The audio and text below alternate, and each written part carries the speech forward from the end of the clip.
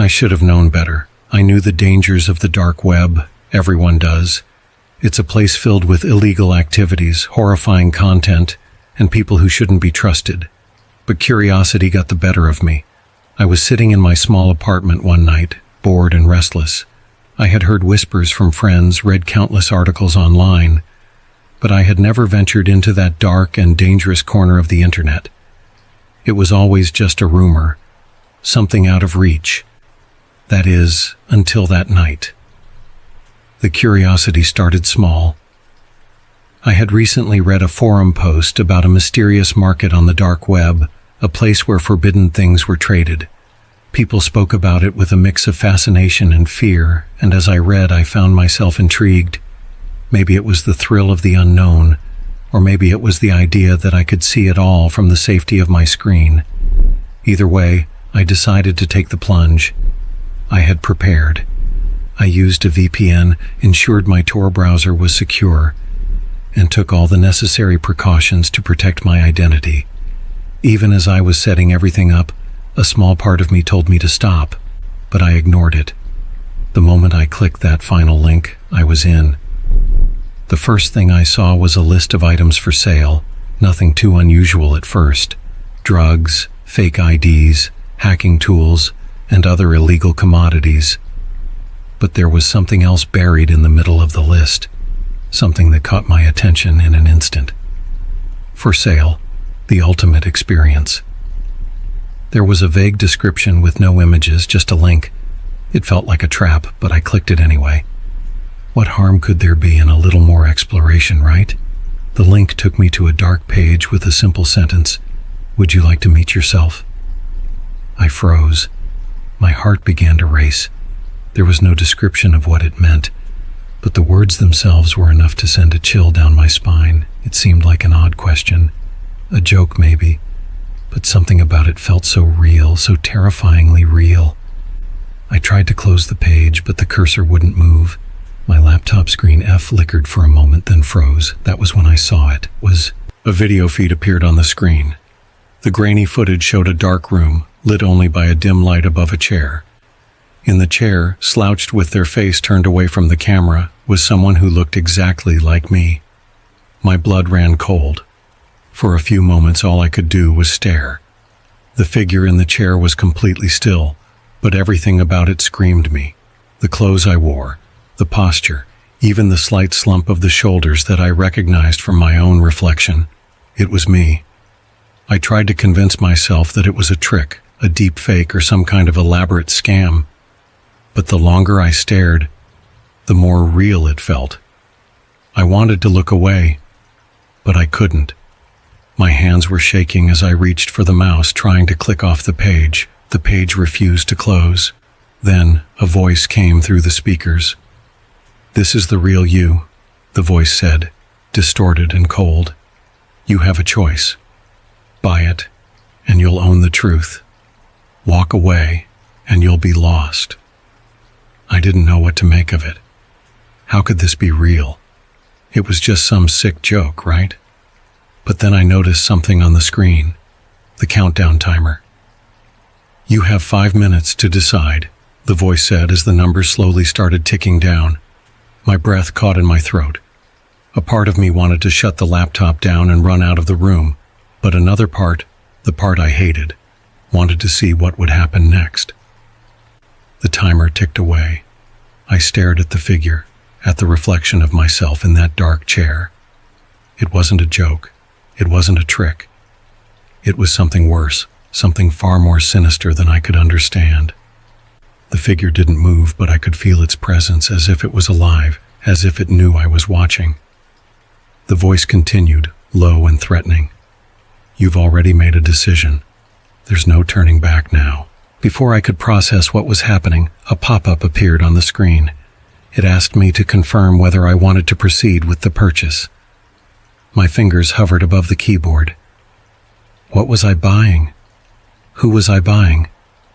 But then, as if by reflex, I clicked. Yes. I didn't think. I didn't pause. I just clicked. And the next thing I saw was the screen flashing white, then black, then nothing. My heart skipped a beat. The laptop shut off. I sat there in the silence of my room, my mind racing. What the hell had I just done? I waited for something, anything, but the screen remained blank. The countdown had ended. The dark web page was gone. I thought it was over, that I had somehow dodged whatever was coming. But then, just as I went to get up, my phone buzzed on the table. A text. "It's begun." I froze. The text came from an unknown number. The message was short, but its implications were more terrifying than I could have imagined. I was about to find out that the person for sale on the dark web was me. I stared at the screen of my phone, my heart pounding in my chest. I hadn't expected the message to come through. I mean, what was I even expecting? A prank, maybe? But the words, "It's begun," sent a chill through me that I couldn't shake off. I quickly checked the number again. No name, no identifying info.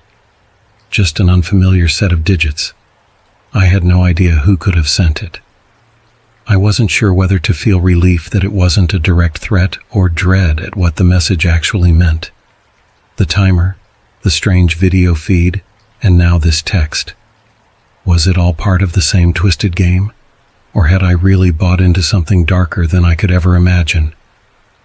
I paced around my apartment, trying to rationalize everything. There had to be a mistake, a glitch. This wasn't real. The dark web was full of scams and false promises, right? But deep down, I knew this was different. The feeling in my gut gnawed at me, something inside telling me that I was already in too deep. I tried to forget about the message. I tried to go on with my night as if nothing had happened. But no matter how hard I tried to distract myself, my mind kept drifting back to the video and that figure in the chair. Me. I couldn't shake the image of my own face, that eerie, lifeless figure sitting in the chair. It felt too real. I couldn't stop thinking about the voice. "You've already made a decision?" I needed to know more. I had to know who had sent the message and what they wanted from me. My hand shook as I pulled my laptop out again. I opened my browser, searching the dark web for any clue that might help me understand what was happening. But to my horror, every link I tried brought me back to that same place, the page with the countdown and the distorted voice. I checked my phone again. Another message. This time the text was longer. "You have 3 days. If you want to stop this, you must act. But be careful what you ask for. You may not survive the truth." I felt like I was going crazy. What did that even mean? How could this be happening to me? I thought the worst was behind me, but it seemed like the beginning of something far worse. I tried to close the laptop again, but it wouldn't let me. The page reappeared, as if it were mocking me. A message popped up in bold red letters. "You are the property of the auction. There are no refunds." My stomach churned. I stumbled back from my desk, barely able to catch my breath. I could feel my pulse in my temples, throbbing as the implications of the message sank in. I had made a deal, a horrible, irreversible deal, and now it was too late to turn back. Suddenly, a new notification popped up on my screen. It was a live chat request. The sender's name was The Broker. I hesitated. The last thing I wanted was to communicate with whoever was behind all this, but I was desperate to know what was happening. I clicked the notification, and the screen flickered before the chat window appeared. The Broker. "We see you've agreed to the terms." I typed back, my hands trembling, trying to compose myself. "Me. What is this? What do you want from me?" There was a long pause. The cursor blinked as if the person on the other side was typing something, then it finally appeared. The Broker. "You bought more than just a product. You bought an experience. A true experience of your deepest fears." I froze. The words echoed in my mind. True experience of your deepest fears. I had been a fool, I knew it, but I couldn't stop myself from asking more. Me. Why me? Why are you doing this? The response came quickly, almost too quickly. The broker, because you were the one who dared to look. And now, there's no turning back. We are watching you. You're already ours. I was trapped. I felt like I was suffocating. I closed the chat window, but it didn't matter. The message, the offer, the deal, they were all still hanging over me like a shadow that wouldn't leave. I could feel it in my bones. I tried to calm myself, to think logically. Maybe it was all just a game, an elaborate trick to scare people. But there was something in the way they spoke, the way the messages felt so deliberate and cold that made my skin crawl. I stood up, pacing the room again. My thoughts spiraled. I had to do something. I couldn't let these people control me. But how could I fight something I didn't even understand? Then my phone buzzed again. This time the message was different. It wasn't from the broker. It was from someone I didn't recognize. But the number looked strangely familiar. I know what you did. The message was followed by an attachment. My hand hovered over the phone. I was terrified to open it. What could it be? Another clue? A video? Or something far worse? With trembling fingers, I opened the attachment. And then I saw it. It was a picture. A picture of my own face, distorted and bruised. Blood smeared across my forehead, and in the background there was something even more horrifying. It was a figure, watching me. The figure was holding up a piece of paper. Written on it, in bold red letters, were the words, "You belong to us now." I dropped the phone in horror, my mind racing. Who was watching me? How did they know where I was? And more importantly, how did they know me? I couldn't move. My body felt like it was encased in stone, frozen in place as the words on the screen burned into my mind. "You belong to us now." The text was like a death sentence, a reminder that I had crossed a line I could never uncross. I stared at the photo on my phone for what felt like hours, the figure in the background.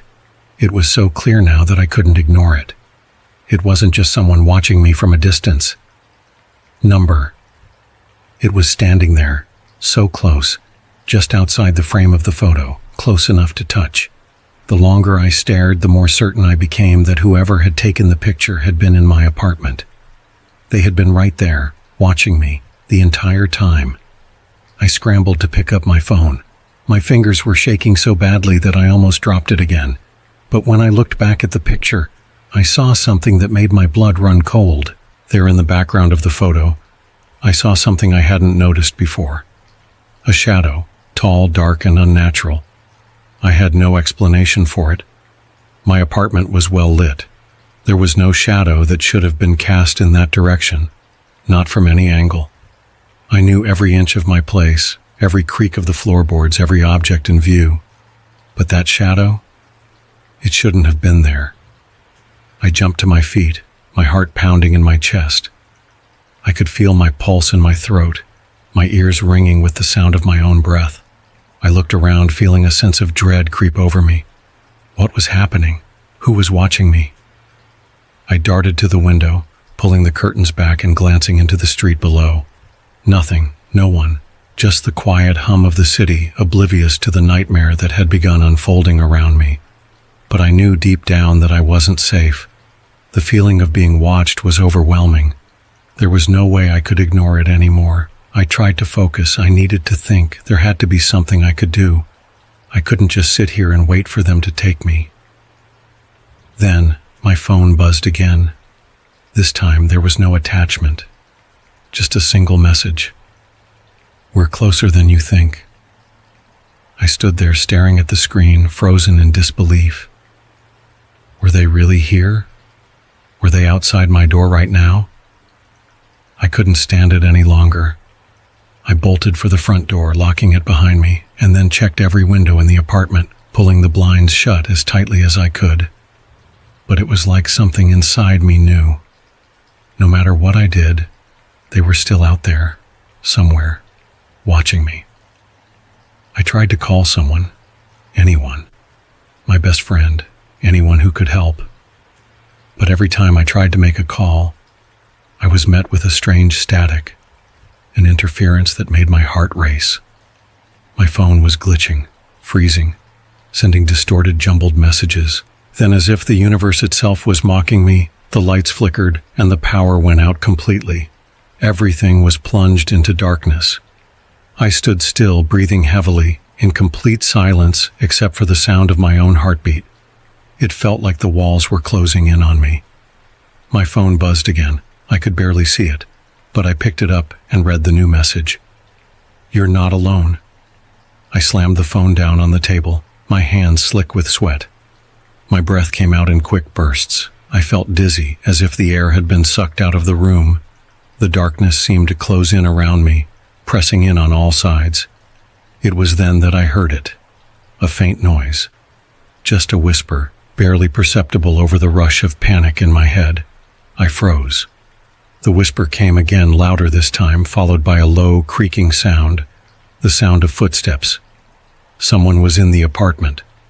I turned toward the door, my muscles tense with fear. The sound of movement grew closer. My heart skipped a beat. I wanted to scream, but no sound came out. I was paralyzed, unable to do anything except listen to the slow, deliberate steps approaching from the hallway. My mind raced, my thoughts spinning in 1,000 different directions. Who was it? Could it be one of them? Was I being haunted by some kind of entity? Or was it just I held my breath, listening intently? Nothing, no movement, no sound. But then, just as I started to convince myself that it was a trick, a false alarm, I heard a voice I recognized, a voice that sent a shiver down my spine. "We told you." It was faint but unmistakable. I gasped, my breath catching in my throat. That voice, it was the same one from the video, the one that had told me, "You've already made a decision." I knew then that I wasn't just playing some twisted game anymore. I was a part of something far darker, something far more dangerous than I had ever imagined. They were here, they were real, and they weren't going to stop until they had what they wanted. The silence in my apartment felt suffocating. I stood frozen in the corner, my body trembling, my breath shallow as I tried to listen. The voice I had heard so many times in those twisted messages, was now inside my apartment, whispering, taunting me.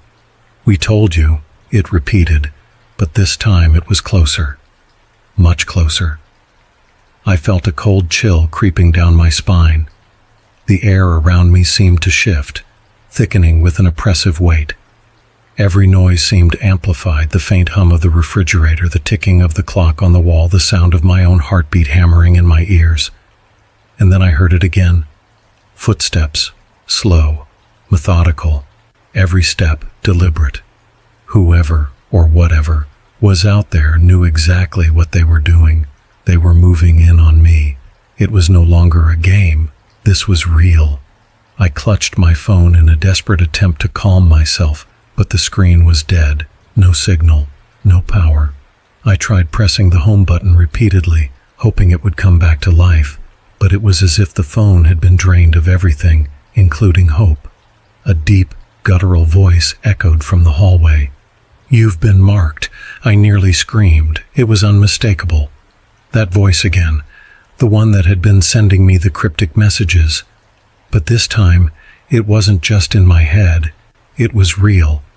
The voice was out there, close enough that I could hear the rasp of it in the air. "You are ours now." My mind reeled. I knew deep down that there was no escape. I had gotten myself tangled in something beyond my control, something evil, something otherworldly. These people, these monsters, had already claimed me, and now they were coming for me. My legs felt weak, as though they were about to give out, but I couldn't just stand there. I had to move. I had to survive. I rushed to the window and yanked the blinds open, praying for a glimpse of anything. Someone who could help, someone who could save me. The city outside was silent, too silent. The streets below were empty. No cars, no people, just the occasional flicker of streetlights in the distance. The whole world felt like it had been swallowed up, leaving me alone in this hellish nightmare. I turned away from the window, my breath erratic as I scrambled to find something, anything, that could protect me. But the apartment was bare. There was no escape. The doors were locked, the windows shut tight, and I was just one person, small and vulnerable in a world that felt like it had turned against me. Then, another message came through. "You're not alone anymore." I froze, my heart pounding in my chest. Was this a warning, or was it a threat? There was no way to know. All I could do was wait, and with every second, the darkness in the room seemed to grow thicker, the pressure building around me. Suddenly, the power flickered back on. I blinked, my eyes adjusting to the dim light as the screens of my devices came to life. My phone buzzed again, and this time, a notification flashed. I stared at it for a long moment. My finger hovered over the screen, unsure whether I should open it or not. But then, against my better judgment, I tapped the link. What I saw on the screen made my stomach twist with horror. There in front of me was my own face. It wasn't a selfie, it wasn't even a recent photo. It was a live stream. But it was me. Me, sitting in my apartment, looking scared, looking helpless. I turned my head toward the reflection of my own face in the darkened window. The same expression, the same fear mirrored back at me. But there was something else, something I hadn't seen before. In the reflection, I saw movement, a shadow, a figure standing behind me. I whipped around, my heart hammering, but the room was empty. I turned back to the screen, feeling the hairs on the back of my neck stand up as the figure in the reflection was still there.